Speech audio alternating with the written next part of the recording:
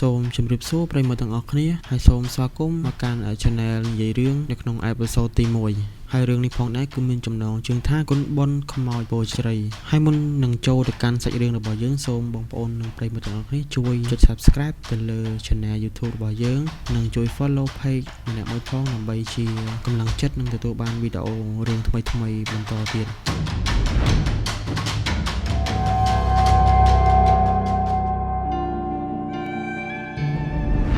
នៅក្នុងភូមិដាច់ស្រយាលមួយមានកំឡុងម្នាក់គាត់ឈ្មោះស៊ីមហើយគាត់បានលងស្រឡាញ់ទៅលើនារីកំមុំម្នាក់ដែលមានឈ្មោះថាដួងហើយនារីម្នាក់នោះគឺមានផ្ទះនៅចុងភូមិឯណោះកំឡុងស្រុកស្រែម្នេះគឺតែងតែទៅរកក្រមុំដួងជានិច្ចមិនថាយប់ឬក៏ថ្ងៃនោះទេឲ្យតែគាត់នឹកឃើញថាចង់ទៅរកគឺគាត់ទៅរកភ្លាមមានយប់មួយនោះគឺជាយប់ថ្ងៃ15កើតដែលចាស់បុរាណគឺគាត់តែងតែនិយាយតៗគ្នាថាគឺជាយប់លែងខ្មោច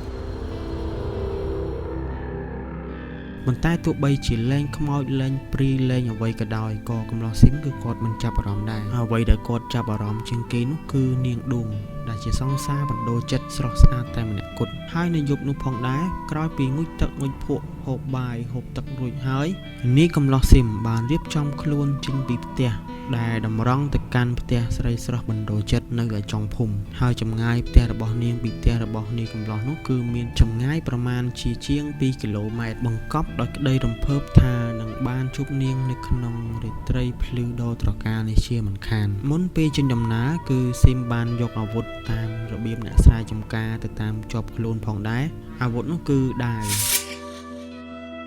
ដួងច័ន្ទពណ៌ស្លាទុំកំពុងចរគ្រឿងនៅលើចុងឈើទិសខាងកើតចែងចាំងដោយពន្លឺគ្របដណ្ដប់ផ្ទៃដីស្រែទើបនឹងច្រូតកាត់រួចថ្មីនៅសល់តែគល់ជច្រាំងមើលទៅឃើញរៀបស្មើ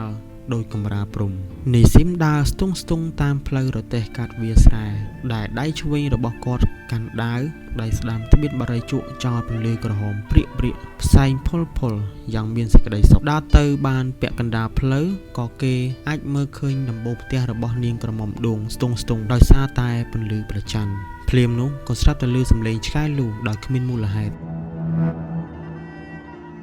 សំឡេងឆ្កែគឺមិនមែនចេញពីក្នុងភូមិនោះទេប៉ុន្តែគឺជាសំឡេងឆ្កែលូនៅកណ្ដាលវាស្រែទៅវិញនីស៊ីមខំប្រឹងងាករកមើលតាមរយៈសំឡេងនោះតែមិនឃើញរូបរាងរបស់ឆ្កែឡើយគេក៏គិតក្នុងចិត្តម្នាក់ឯងថាកណ្ដាលវាស្រែគឺគ្មានផ្ទះមួយខ្នងផងឆ្កែនឹងវាមកពីណាប្រសិនបើអ្នកខ្លះវិញប្រហែលជាត្រូវព្រឺរោមបាសសក់ព្រាតទៅហើយព្រោះតែគេតែងតែនិយាយថាឆ្កែវាលូព្រោះតែឃើញខ្មោចប៉ុន្តែនេះគឺជានីស៊ីមគេជាកំឡោះមិនមែនចេះតែខ្លាចមនុស្សឬខ្មោចព្រាយបិសាចនោះទេជើងពីររបស់គេគឺនៅតែបន្តបោះចំហៀនទៅជារឿយនៅមិនប្រមាណទៀតនោះទេនឹងដល់ផ្ទះរបស់នាងដួងហើយឆ្កែចង់លូឲ្យវាលូស្រេចតែវាទៅ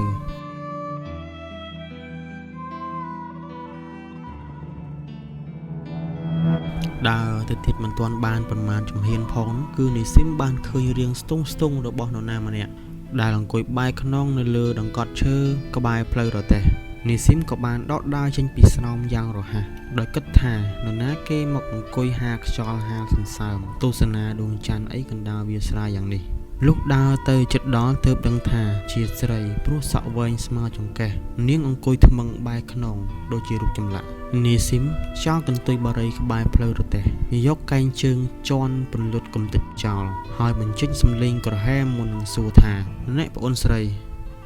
មកអង្គុយធ្វើអីនៅទីនេះនាងអ្នកនោះបែរមកឆ្លើយដោយសំឡេងវែងថាមកចាំជួបបងឆ្លើយហើយក្រោកពីដង្កត់ឈើមកឈរលើផ្លូវរទេះស្ទាក់មុខនីស៊ីមនិងស្រីចម្លែកអ្នកនោះឈរទល់មុខគ្នាចម្ងាយមួយហាត់ប៉ុណ្ណោះនាយកំឡោះហាក់បីដូចជាស្លុតវិញ្ញាណបន្តិចនៅពេលដែលឃើញស្រីស្រស់ដូចទេពកញ្ញាឈរស្ទាក់មុខយ៉ាងប្រហើននាកណ្ដាលព្រៃយ៉ាងដូចនេះនាយខំតាំងចិត្តជាថ្មីរួចសួរបន្តថាណែប្អូនស្រីនាងប្រាប់ថានាងមករងចាំជួបខ្ញុំតើចាំជួបខ្ញុំធ្វើអ្វីហើយនាងជានរណាមកពីណាខ្ញុំមិនដែលស្គាល់នាងនោះទេក្រមុំយាមវិកាលបោះដៃមកចំពីមុខនីស៊ីមហើយថាសុំបារីមួយដើមសិនសឹមយើងប្រាប់នីស៊ីមគិតក្នុងចិត្តថាស្រីនេះជាស្អីមកពីណាដែរនាយមើលមុខនាងបណ្ដាដៃលុកយកកញ្ចប់បារីចេញពីកប៉ៅបណ្ដារួចដកមួយដើមហុចទៅឲ្យនាង នាងទទួលដាក់ប៊ីមនៅក្នុងមាត់រួចហើយបក់ដៃធ្វើជាសញ្ញាឲ្យនាយកំឡោះអុជបារីឲ្យនាងបឺតផ្សែងចូលទៅក្នុងមាត់យ៉ាងវែងទើបបង្ហុយចេញមកផ្សែងទ្រុបដូចជាផ្សែងភ្លើងគប់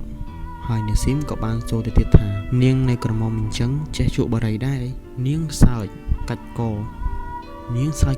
មុននឹងឆ្លើយថាកាលពីមុនមិនចេះជក់ទេប៉ុន្តែដោយសារតែមនុស្សចេះតែយកមកសែនញឹកញាប់ពេកយូរទៅនាងក៏ញៀនទៅនាស៊ីមថយក្រោយមួយជំហានភ្ញាក់នឹងសម្ដីមួយម៉ាត់ដែលថាមានមនុស្សយកមកសែនហើយក៏សួរទៅនាងទៀតថានាងនិយាយថាមានគេយកមកសែនយ៉ាងម៉េចតើនាងគឺជាស្អីហើយប្រាប់ខ្ញុំបានទេថានាងមករងចាំខ្ញុំដើម្បីធ្វើអីនាងយាមវិកាលចង្អុលទៅកាន់ដើមជ្រៃធំកណ្ដាលវាលស្រែហើយប្រាប់ថាខ្ញុំនៅទីនេះជាង200ឆ្នាំមកហើយនរណាមានរឿងអ្វីតែងតែមកបន់ស្រន់ឲ្យខ្ញុំជួយពេលដែលខ្ញុំជួយសម្រេចគេក៏យកសំណែនផ្សេងមកលាបំណន់ក្នុងនោះខ្ញុំចូលចិត្តជក់បារីជាងគេបំផុតនិយាយបានប៉ុណ្ណោះនាងក៏បង្អង់បឺតឆ្នាំមួយហើទៀតចំណែកឯនាស៊ីមវិញគេបានយល់ច្បាស់ថានាងគឺជាខ្មោចដើមពោជ្រៃនោះឯងខ្ញុំមករងចាំបងក៏ដើម្បីប្រាប់ថាថ្ងៃនេះបងគុំទៅរកដួងអីបរិះនោះបានសួរថាហេតុអ្វីដួងជាស្រីស្អាតបរិះដែលលងស្នេហ៍ជាមួយនាងមានច្រើនអ្នកណាស់មិនមែនតែបងម្នាក់នោះទេក្នុងនោះក៏មានកូនប្រធានភូមិម្នាក់ដែរដែលស្រឡាញ់នាងដួងប៉ុន្តែនាងដួងមានបេះដូងតែមួយគត់គឺសម្រាប់តែបងម្នាក់ប៉ុណ្ណោះយប់នេះឯងកូនប្រធានភូមិនាំដៃជើងរបស់វាទៅពួនស្ទាក់ចាំសម្រាប់បងត្រង់ច្រកផ្លូវចូលផ្ទះរបស់ដួងប្រសិនបើបងទៅ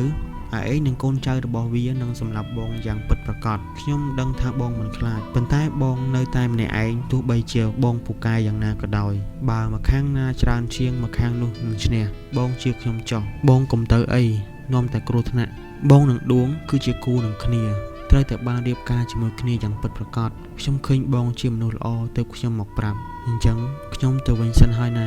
នៅពេលដែលនាងនោះនិយាយហើយរាងកាយរបស់ស្រីយាមវិកាបាត់ខ្លួនទៅវិញព្រមជាមួយនឹងសំឡេងឆ្កែលូនាស៊ីមបែរមុខទៅរកដើមពោធិ៍ជ្រៃលាកដៃប្រណម្យពោលពាក្យអរគុណ